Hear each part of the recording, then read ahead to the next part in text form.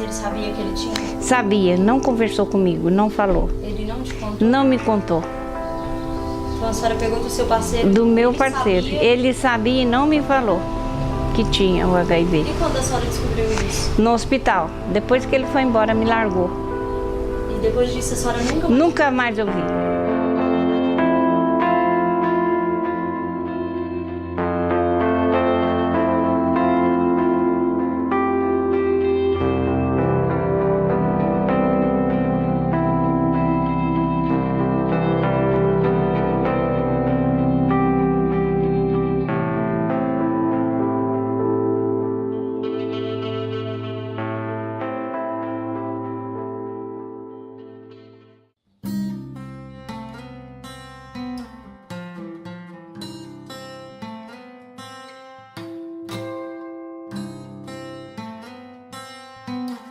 Fundei essa associação há 6 anos.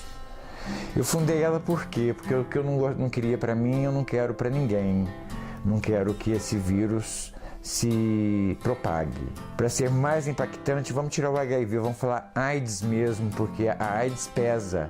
Quando a gente fala, o HIV não pesa. Eu pensava que isso nunca ia acontecer comigo. E quando aconteceu para mim, foi como se tinha acabado o mundo.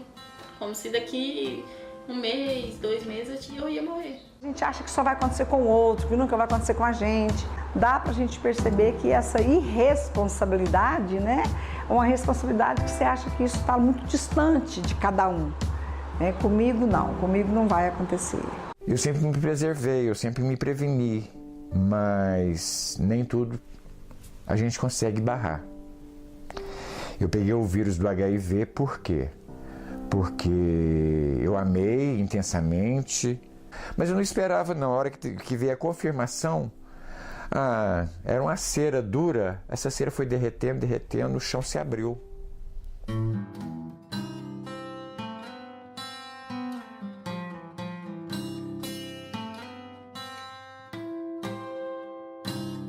Eu conheci uma pessoa uma certa vez, e ele passou mal e acompanhei ele ao médico e o médico disse que ele era portador, se eu também tinha. Aí que eu descobri que ele tinha HIV. Qual era o sentimento que a senhora tinha? De que acabou, que tudo tinha, sabe, não tinha mais significado. E eu vim entender o contrário depois que eu vim pra cá e comecei a conviver com outras pessoas. Quando, em 85, quando começaram os primeiros casos, a gente falava em grupos de risco. Esses grupos de risco eram as minorias, pessoas que tinham vida sexual promíscua, que era enquadrado ali usuários de droga, prostituição. Então, eram os focos que a gente buscava fazer, os testes, e a grande maioria das pessoas que foram diagnosticadas, os primeiros diagnósticos, surgiram aí mesmo. O que eu sabia na época do HIV é que, naquela época, só quem morria de AIDS eram os ricos e os famosos, né? Era importante na televisão. Pobre, muitas vezes, não tinha muito significativo, né, sobre a AIDS, né? Mas todos já tinham conhecimento que a AIDS existia, muitos só não tinha prevenção. Tinha remédio na época, mas nem todo mundo aceitava a doença ou encarava como realidade, né, que a AIDS seria uma epidemia mundial. O primeiro caso de HIV no Brasil, justo, em Uberaba, foi meu primo terceiro, em terceiro grau, Marcos Vinícius Gonçalves de Rezende, Marquito, um figurinista, né, de renome nos Estados Unidos, na Broadway, que fez o nome dele, fez o nome de Uberaba no Brasil com a moda, com a alta moda. Ele é referência no HIV, infelizmente, ele é uma referência no HIV em Uberaba. E a gente, assim, nos encontros e desencontros das noites em Uberaba, ele falava assim, olha, não fique com pessoas assim que eu já fiquei e eu estou condenado à morte. Então, assim, a gente tinha uma coisa naquela época. Na minha cidade o povo tem muito preconceito. Eu ainda não fui lá, não sei como que eles vão me receber. A minha família não me apoiou, principalmente as minhas irmãs não me apoiou. A única que me apoiou foi minha filha. Sempre tive apoio da família, meus amigos nunca me abandonou. Eu que me afastei deles na época que eu soube. As pessoas têm um preconceito muito grande em relação a saber que aquela menina ou aquele cara é soro positivo. Só que eles não se comportam correspondentemente a esse preconceito. Porque se eu tenho preconceito em relação ao outro que tem, eu posso ser aquele que tem também amanhã, se eu não uso preservativo. E se eu não estou usando preservativo, amanhã pode ser eu que vou estar pegando aquele diagnóstico. Mas eu tenho que ter a consciência de que se eu alguma vez tive meia relação sexual sem camisinha, eu posso ser soro positivo. O primeiro preconceito que eu sofri foi na casa de uma grande amiga minha. Você pode contar pra gente como é que... Claro que posso. Com isso aqui, ó, café. Eu tenho a mania de chegar na casa dos outros e, como eu tenho uma liberdade, fui direto na cozinha, peguei o copo, tomei um café, tomei uma água, terminei de fazer o café, tomei o café, pus um pouquinho de água, que eu não lavo, eu só enxago o copo para poder dar a impressão que tem que ser lavado. A minha amiga levantou no ato, pegou um bombril com sapólio, foi lá e lavou o café, lavou o copo, não satisfeito, tornou a lavar. Quer dizer, eu senti que foi um preconceito muito... Porque ela nunca fez isso na minha frente. Foi a primeira vez. Eu dei um tempinho, saí, dei um sorriso para ela, saí e afastei. Fiquei uns 2 anos sem ir na casa dela. Um dia encontrei, você sumiu, Newton Carlos. Eu peguei e falei assim, não sumi não, foi isso. Ah, mas foi sem ver. Eu falei assim, tudo bem, um dia eu volto. Voltei, mas eu tornei a sentir o preconceito nos olhares. Eu tiro o preconceito com um sorriso para você. Você quer me aceitar, é um prazer, não quer 2. O pessoal do bairro não aceitava muito, teve muito preconceito, tive até reunião de bairros. As crianças, quando estudavam na escola, se machucavam, eles não aceitavam as crianças lá, entendeu? Porque estavam machucados, se tivesse algum arranhãozinho, não ia para a escola, tinha que esperar. Teve uma situação que me marcou muito, foi com uma criança daqui, na época que ela caiu, machucou e deu um corte. E a gente não tinha carro na época, a instituição, e a gente ficou na rua tentando parar um carro para poder socorrer e ninguém parou.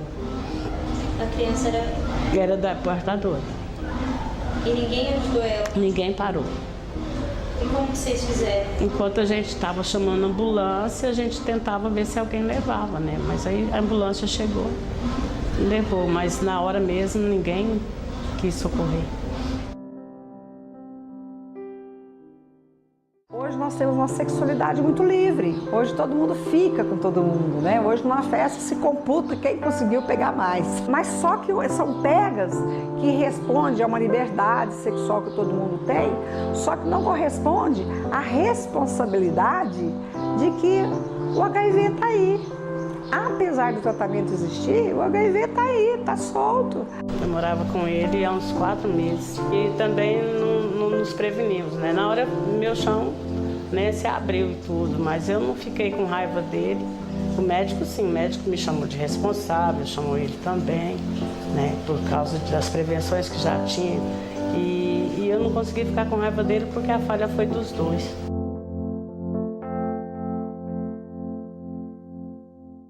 Já tive uns 3 parceiros, né? O primeiro deles que eu tive, eu morei 10 anos com ele, nunca usei um preservativo, ele fez 8 exames de HIV e deu tudo negativo. Atualmente eu moro com um, né? Já fez exame de HIV e deu negativo. Então ele é seu parceiro e ele não tem HIV? Não, pela orientação médica não. Vocês se previnem? Mais ou menos.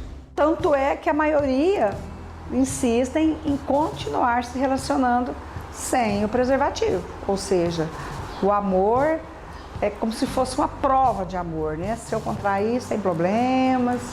Então, é a ausência total de preconceito, de princípios, né? Onde um tem preconceito demais, às vezes no casal, totalmente sem esse comprometimento de que às vezes tem filhos, pelos filhos, ou cuidar da própria saúde, autoestima, né?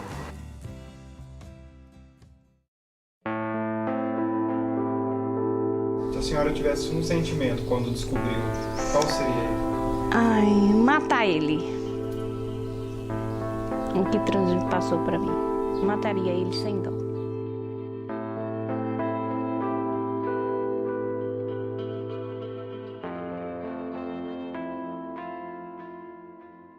Após o choque do diagnóstico, né? Porque ali vem muito a questão da traição, que alguém traiu quando isso é possível, porque às vezes é uma relação que se iniciou há pouco tempo, foi uma relação afetiva que não foi usada, não foi construída à base de preservativo.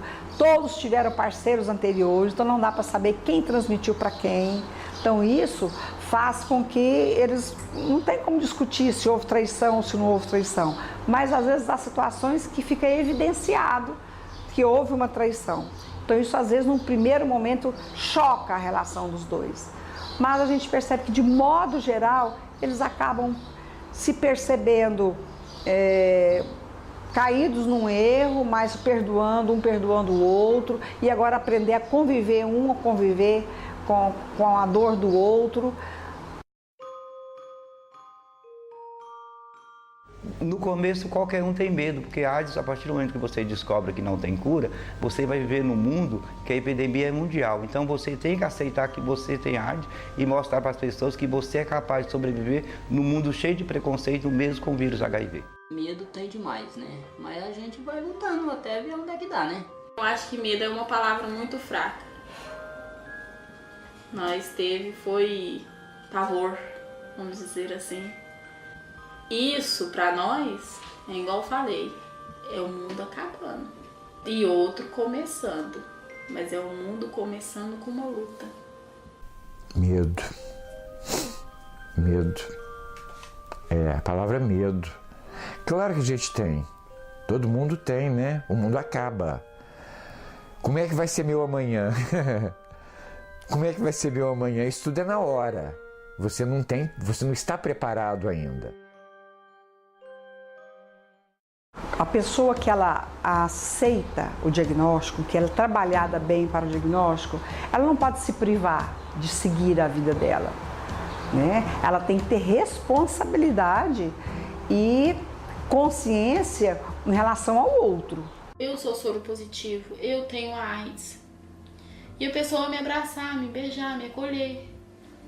Porque quando eu descobri, eu não fui acolhida do jeito que eu esperava. Eu fui desamparada. Porque a minha mãe não me ajudou. Eu choro sim. Ixi.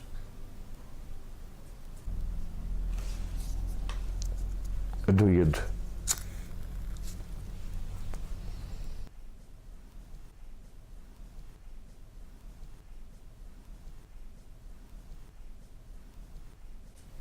Eu pego nessa cachorrinha aqui, né, bebê? Vem cá, papai. Sobe, sobe. Essa aqui é minha vida, ó. Então ela, a hora que eu quero amar alguém, eu pego ela e vou amar ela, eu dou carinho pra ela. Ela me dá carinho também.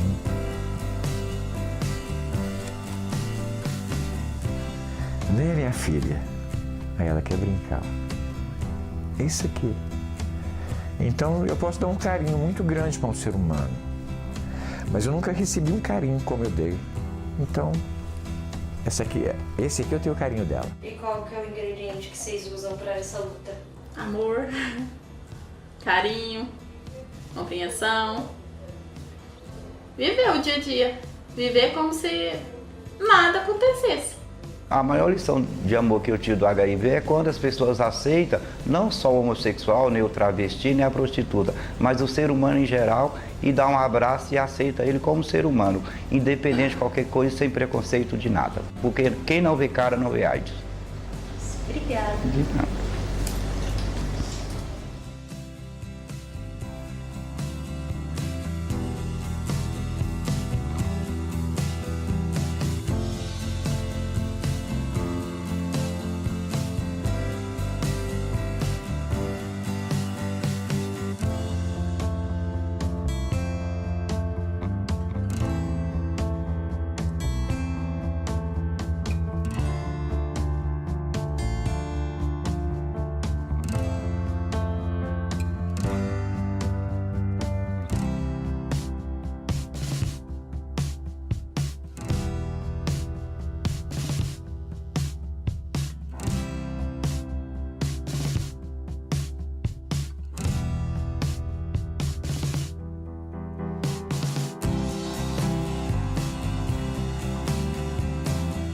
E como que foi esse novo parceiro da senhora? Como vocês se conheceram?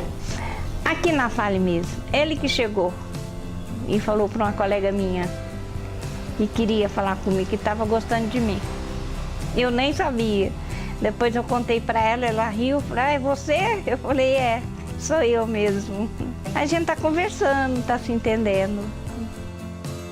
E aí agora a senhora encontrou até Agora encontrei até um vestido de noiva, lindo. E cadê esse vestido de noiva? A senhora mostra pra gente? Mostra no cabide. Onde ele tá? Ali naquele cabideiro, lá no fundo. Lá no fundo? De cada lado das mulheres, da mesa. Deixa eu ver. Pode trazer? Pode. Tá daqui? Tá no cabide aí, penduradinho. É lindo. Vem, a senhora tá muito bonita. E você está convidado para vir. A senhora mostra pra gente? Mostro. Pode ficar em pé? Pode. Pode falar pra mim, onde eu trocar. Olha, Zé Reis, estou te aguardando, viu? Em breve casaremos com esse vestido. Como? Quando esse vestido chegou, o que a senhora pensou? Casar com ele à primeira vista.